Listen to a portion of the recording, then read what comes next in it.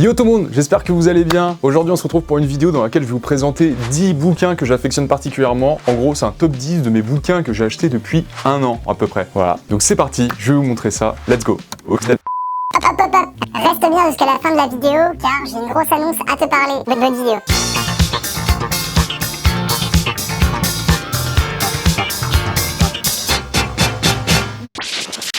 Le premier, Setsuya Hachizume, que j'ai acheté à Paris dans la librairie Arthazart. Petit recueil en gros d'affiches, d'illustrations, plein de choses qui sont liées au design graphique japonais et qui remontent à l'ère Showa et à l'ère Taisho. Un petit condensé de plein de trucs super jolis qui datent un petit peu, super vintage. Très très bon petit bouquin pour démarrer avec ce top 10.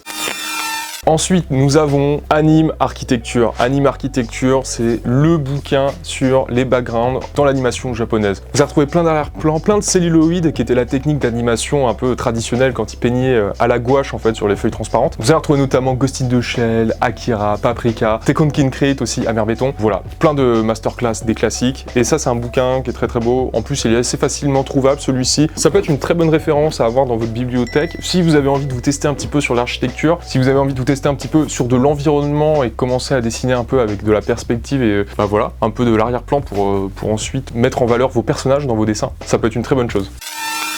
Ensuite, troisième place, New Fashion Illustration. New Fashion Illustration qui est un petit recueil d'illustrations, de mise en page de plusieurs artistes qui font notamment voilà, pas mal de dessins plutôt avec un style manga, plutôt style japonais, mais en vrai ça va beaucoup plus loin que ça. Il n'y a pas que ce style-là, il y a du style également beaucoup plus réaliste. C'est un bouquin qui est très sympa en termes de mise en page, la couverture est juste dingue. Également, si vous voulez apprendre à dessiner des personnages avec des poses, des attitudes assez cool, un peu décomplexées, un peu nonchalant parfois, c'est un truc que je suis d'ailleurs en train de faire en ce moment sur Twitch, un petit dessin de ce style-là, donc n'hésitez pas à passer me voir. Si vous êtes tout simplement à la recherche de matériel pour faire du character design, ce genre de truc, ce petit bouquin va amplement vous servir. De même pour ce qui va être vêtements et l'attitude du personnage, ça va être trop bien. Donc n'hésitez pas là-dessus, ce bouquin vaut le coup.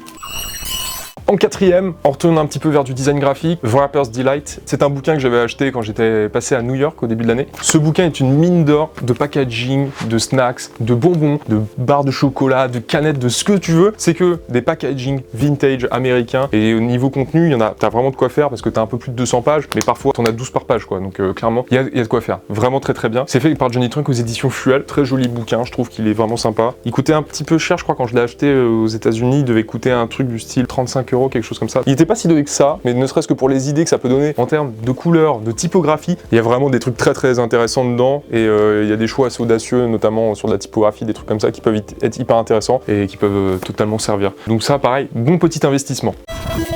Ensuite, nous avons Sushio the Idol, qui est un petit artbook d'un chara designer qui bosse chez Trigger. Alors, il a dû faire de l'animation aussi. Trigger, c'est un studio d'animation japonais. Ils ont fait notamment Kill la Kill, entre autres, Gurren Lagann et d'autres choses. De même, ce bouquin-là, je le recommande plutôt pour du dessin de pose, du dessin de personnage. Ça va être hyper utile en termes de chara design. Hyper intéressant par rapport à tout ce qui va être le dynamisme dans la composition et quand il y a de la composition avec des personnages. Ici, on a quasiment que du personnage. On n'a pas trop d'arrière-plan et tout, mais très bon bouquin. Voilà, pour avoir des compositions assez dynamiques avec des personnages, pour voir un petit peu comment peuvent jouer les personnages entre eux. Vraiment, c'est un très très bon bouquin et en plus, d'autant plus que celui-ci, il est assez fat. Vous allez avoir plus de 300 pages avec je sais pas combien de dessins il doit y avoir dedans, il doit y en avoir au moins 500 ou 600. Donc clairement, il y a largement de quoi faire. Très belle édition en plus. Moi, j'aime beaucoup. La tranche est magnifique, je trouve. Et celui-ci, je l'avais trouvé à Junke à Paris, qui est une librairie japonaise, et en fait quand tu vas au sous-sol, ici tu vas retrouver tout ce qui va être artbook, manga, bande dessinée japonaise. Et je vous recommande d'ailleurs d'aller faire un petit tour si vous passez dans le coin, parce que vous allez voir, si vous checkez un petit peu, alors en général, même si tu sais pas lire les tranches japonaises des bouquins, tu checkes un petit peu, tu regardes, et tu vas forcément trouver des pépites. De toute manière, là-bas, le staff sera de très bons conseils. Donc va checker si tu passes par là. Voilà. Ensuite, nous avons The World of Musha. Pourquoi j'ai mis ce bouquin-là? Musha, c'est la masterclass de l'art nouveau, hein, littéralement. Il fait partie des mecs, depuis qu'ils ont commencé à peindre, lui notamment de l'affiche publicitaire, des choses comme ça, ils ont pas cessé d'inspirer. Le mec, il a pas cessé d'inspirer, c'est encore un style qui est archi à jour. Donc, je trouvais ça intéressant de présenter ce bouquin-là, d'autant plus qu'il a une petite particularité. C'est une édition japonaise que j'ai achetée en France, au musée d'Orsay. Celui-ci est d'autant mieux parce qu'il regroupe quasiment tous les travaux de Musha. En fait, c'est un catalogue, quoi, le truc. Donc, il est vraiment extraordinaire. Il y a des œuvres que je ne connaissais pas dedans et que j'avais pas vu à l'expo quand j'y étais allé. Puis juste pour dire, bah voilà, la couverture est brille, il y a de l'argenté, l'édition est magnifique, donc vraiment trop bien, vraiment génial. Ça servira toujours. 7e bouquin, More is More.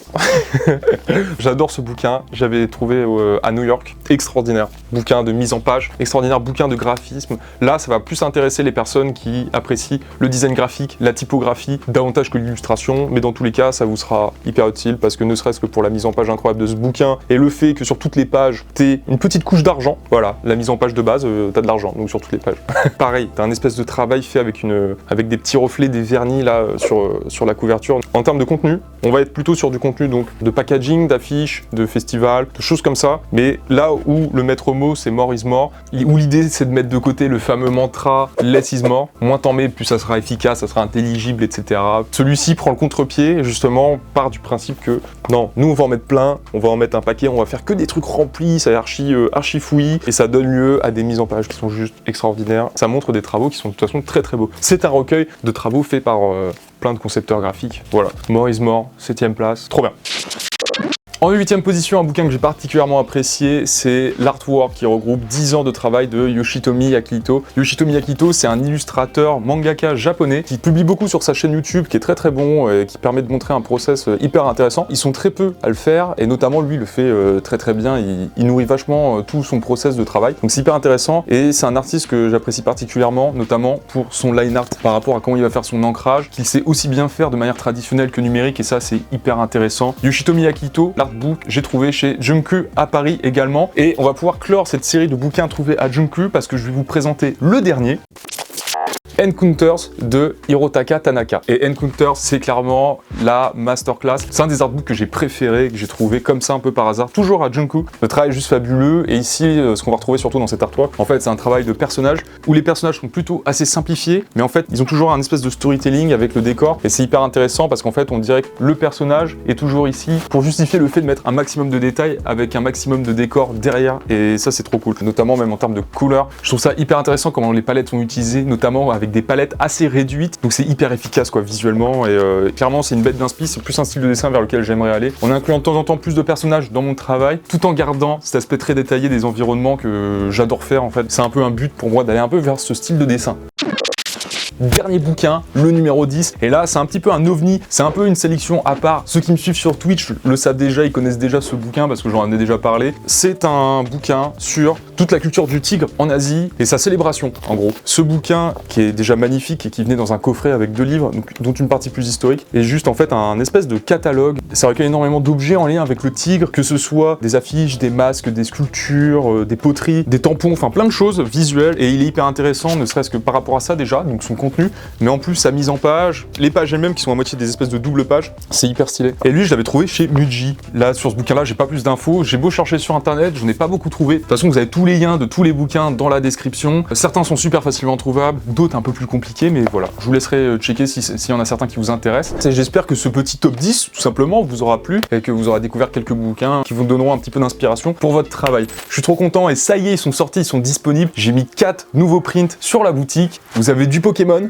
du Berserk, de l'estampe Jap un petit peu à l'ancienne avec des feuilles de Sakura et également Jinshan Shokudo, un resto avec lequel j'avais bossé. Donc voilà, n'hésitez pas à faire un tour sur la boutique si vous voulez me soutenir, ça fera toujours super plaisir. Merci beaucoup pour ça d'ailleurs, merci pour votre soutien les refs. Le lien est juste en dessous de la vidéo et il y a moins 20% si tu prends 3 affiches ou plus. Et moi je vous retrouve la semaine prochaine pour une nouvelle vidéo. Je vous dis à ciao ciao.